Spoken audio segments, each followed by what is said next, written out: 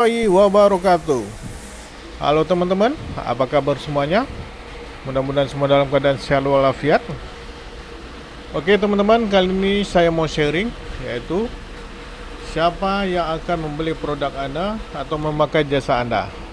Oke, video ini sangat bermanfaat atau berguna bagi teman-teman yang memiliki bisnis, baik itu yang offline maupun yang online. Baik pemilik warung, pemilik toko, baik yang offline maupun online, begitu juga yang memiliki perusahaan, yang besar, yang kecil, atau menengah.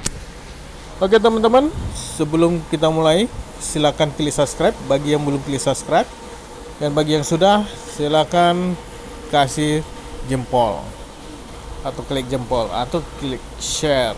Oke teman-teman, kita mulai. Siapa yang akan membeli produk Anda atau siapa yang akan memakai jasa Anda? Oke teman-teman, yang sudah memiliki bisnis atau yang akan mau berbisnis, silahkan pastikan dulu siapa yang akan membeli produk Anda dan siapa yang akan memakai jasa Anda. Yaitu bagaimana caranya? Tentukan target market. Jadi target market ini adalah orang-orang atau organisasi atau lembaga atau badan yang akan membeli produk kita, yang akan menikmati jasa kita. Kita harus pastikan, harus kita validasi, harus kita survei, benar gak yang orang-orang seperti ini, lembaga atau badan ini membutuhkan produk kita. Jadi itu bisa kita kategorikan, yaitu terdiri dari pertama yaitu gender, ya, jenis kelamin, pria atau wanita. Ya, kita harus memahami betul produk kita ini lebih banyak dibutuhkan oleh pria atau wanita, atau kedua-duanya bisa menggunakannya atau membutuhkannya. Contohnya, yang dibutuhkan pria tetapi belum dibutuhkan wanita adalah, contohnya adalah sederhana adalah cangkul, ya, cangkul.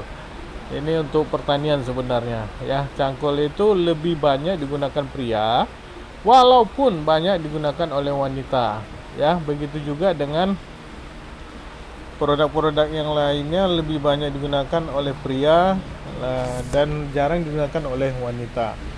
Begitu juga dengan sebaliknya, ya.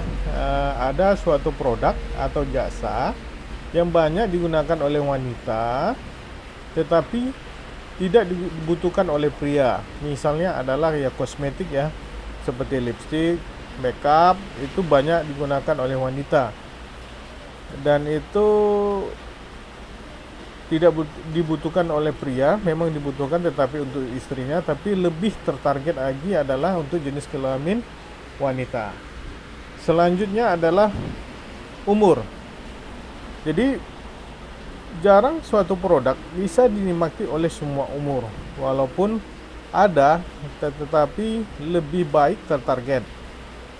Untuk umur ini kita bisa kasih rank umur, yaitu bisa jarak 10 tahun sesuai dengan target market kita, ya.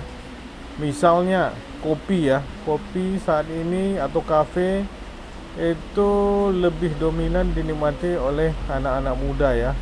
Ya, tapi kita lebih spesifik adalah contohnya kafe, ya, kafe yang menjual berbagai macam kopi, ya. Itu target marketnya kita bisa kasih, misalnya untuk jenis kelaminnya itu sekarang sudah banyak dinikmati oleh wanita, bisa kita buat pria dan wanita. Lalu untuk umurnya, ya, bisa kita umur 18 sampai 45, itu waktunya emang jauh, tetapi jarang atau tidak bisa digunakan oleh anak-anak. Jadi ini adalah salah satu contoh untuk rank umur, ya. Oke, selanjutnya behavior, ya, kebiasaannya. Jadi produk yang akan kita tawarkan, bisnis yang akan kita tawarkan kepada calon customer kita harus melihat kebiasaan oleh customer kita. Ini adalah strategi bagaimana kita menawarkannya. Misalnya, ya, customer kita itu lebih banyak melihat handphone misalnya, atau lebih spesifiknya lebih banyak melihat atau sering melihat sosial media atau khususnya Instagram. Jadi strategi promosi kita bisa buat di Instagram, sosial media. Oke, jadi kita harus pahami betul yaitu target market kita. Keuntungannya adalah dengan lebih tertarget, maka biaya yang kita gunakan untuk promosi atau menawarkan produk kita itu jauh lebih murah. Jadi selain itu, cari tahu dulu bisnis kita ini ya lebih fokusnya apakah untuk mencakup nasional seluruh Indonesia, seluruh dunia, atau kota tertentu, atau untuk lokasi tertentu ya. Jadi tergantung jenis bisnisnya. Kalau misalnya bisnis mie ayam ya dia nggak bisa secara nasional atau secara seluruh kota Pekanbaru, paling dia berjarak durasi ya. Dia bisa mencapai target durasi, baik itu durasi yang kecil 10 kilo dari titik lokasinya, bisa naik lagi kalau produknya banyak dicari, dan bisa dinaik lagi misalnya seluruh dalam suatu kota itu. Jadi tergantung kekuatan produknya dan kekuatan strategi marketingnya. Tapi kita harus pastikan dulu nih target market dari bisnis kita. Selanjutnya adalah kesukaan ya pelanggan kita harus menganalisa, memperhatikan, memvalidasi kesukaan pelanggan kita ini seperti apa, karakternya seperti apa. Kita harus menyesuaikan agar kebutuhan dari calon customer kita bisa terpenuhi. Ya, yang terakhir adalah kebutuhan ya.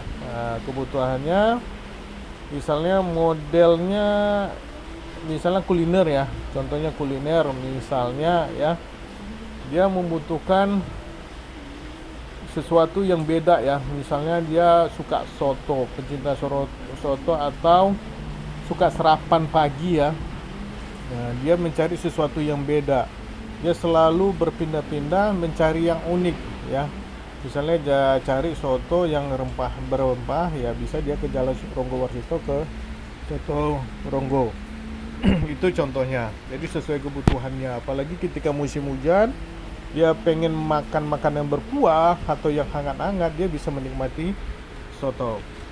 Jadi kita harus memahami dan mencari tahu dari karakter dari calon customer kita atau target market kita.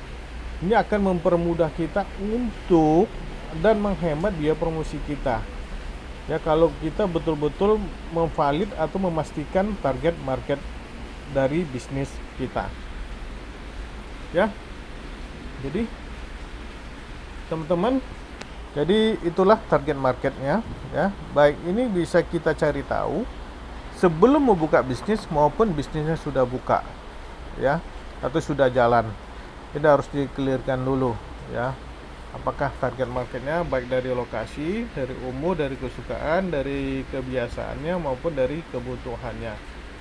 Oke, teman-teman, itu dulu sharing saya hari ini. Mudah-mudahan bermanfaat. Bagi teman-teman, silakan di-share video ini kepada teman atau saudaranya yang membutuhkan. Oke, teman-teman. Bagi teman-teman yang belum klik subscribe, silakan klik subscribe dan silakan tinggalkan komentar bahwa video ini bermanfaat bagi teman-teman. Oke, terima kasih. Assalamualaikum warahmatullahi wabarakatuh.